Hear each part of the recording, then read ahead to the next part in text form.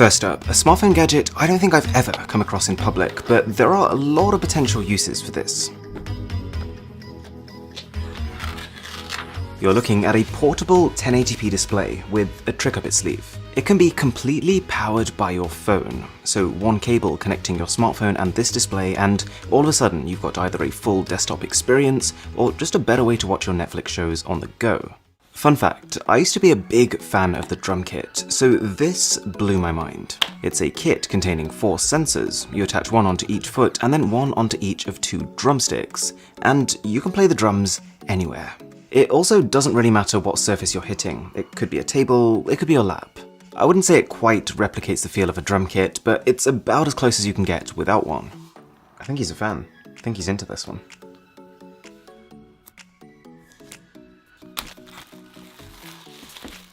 The OSMO Mobile 3 is pretty much the king of affordable smartphone stabilizers. It's not the cheapest, but considering just how smooth it can make your footage, it's worth the slight premium.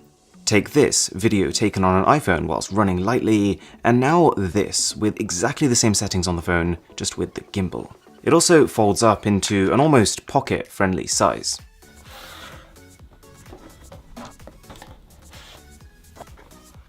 Next up is Gripad, and it lets you mount your phone pretty much anywhere. Whilst you've probably seen sticky pads like this, the fact that this product has a cover means that when you're not using it, you can close it, and so the stickiness lasts longer. It can supposedly be used thousands of times. I think he wants to help pick. Alright, you let me know which one you like.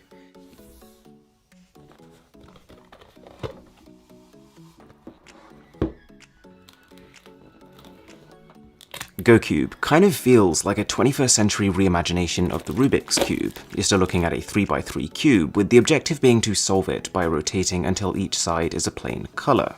However, I think I deserve that one. I should probably stop throwing things. However, you probably guessed it, there's an app, and it adds a lot to the experience. It can not just guide you on the best next steps from where you are, but it brings minigames and challenges. Plus, it records your stats. Also, the company has clearly spent a long time thinking about the feel of the cube. Each movement is super smooth, and there's a satisfying lock every time you shift into a new position.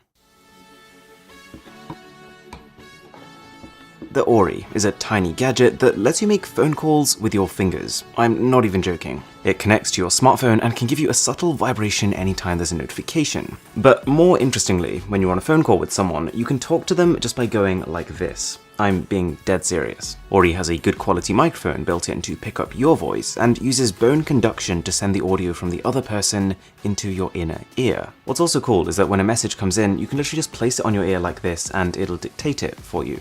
Plus, you can use a whole load of other air gestures to control other parts of your phone, like what music track is playing.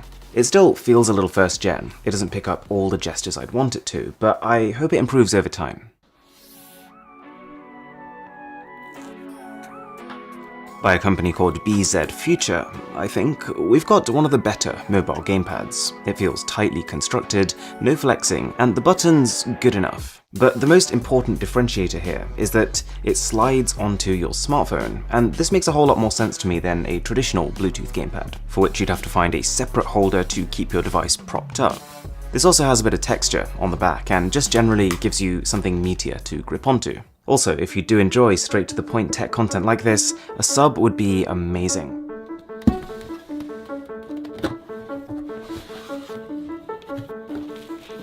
Then we've got Stellina, probably the most expensive gadget we've ever had on this series, but the results are mind-blowing. They call it an observation station. You've probably seen night mode on smartphone cameras. It allows you to still capture good detail in the dark. Well, this is kind of like that, but on steroids. Stellina has a massive Sony sensor that is built for extreme low light performance, and the equivalent of 50 times zoom, so when you pair that together, you can see distant space far beyond what your eyes alone can. I took this shot of the Andromeda Galaxy, and this is just after 5 minutes of capture time, and on a day with a pretty average amount of light pollution. It's also built to be easy. It can automatically find constellations, and it will lock on and shoot them for you.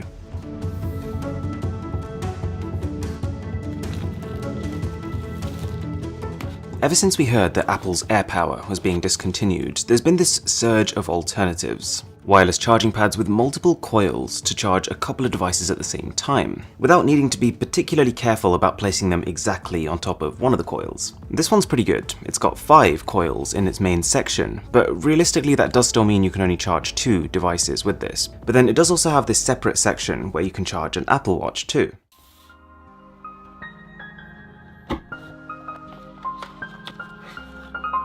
The Cork Mini is a tiny Bluetooth speaker which runs with the idea that the best speaker is the one you have with you. Instead of carrying around a bulky, dedicated unit, this thing can clip onto an empty bottle, turning the space inside into a sound chamber that can produce some serious bass. It's also, even on its own, a pretty detailed sounding little thing.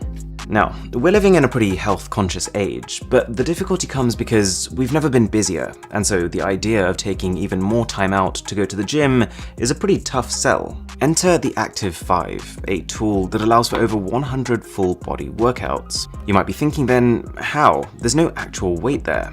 Well, it's based on the idea that instead of using a dead weight, you can actually create just as much resistance by using your own body, in a sense making one half of your body work out against the other half. The Active 5, when paired up with a phone, creates a structure around this kind of exercise. Because it can measure how hard you're actually able to press against it, it can turn the whole process into a game. You'll be doing everything from pushing harder to stay over a line to sumo wrestling, and the games serve as a really cool way to distract you from the pain, but also to push you harder.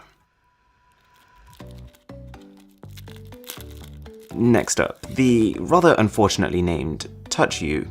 Like the Gripad, you stick it onto the back of your phone, but here, if you lift one of the sides, it snaps into a phone stand. I gotta say, cool concept, but the stickiness of these pads is not hugely reassuring. This one's pretty simple. It is 3 useful things bundled together. An alarm clock if you're still into the idea of not using your phone first thing in the morning. A nightlight, just bright enough to see your surroundings, and a wireless charger for your phone. It uses touch controls on the side, and whilst I'm not personally a user of the traditional alarm clock, if you were, you can't go wrong here. The Allroundo is an all-in-one charging cable. Pretty simple, so I won't spend too long on this, but on the main end you've got micro USB, USB-C, and Lightning for Apple, and then what's also cool is that it lets you convert the USB-A port on the other end into a USB-C port. It's also coiled to prevent tangling.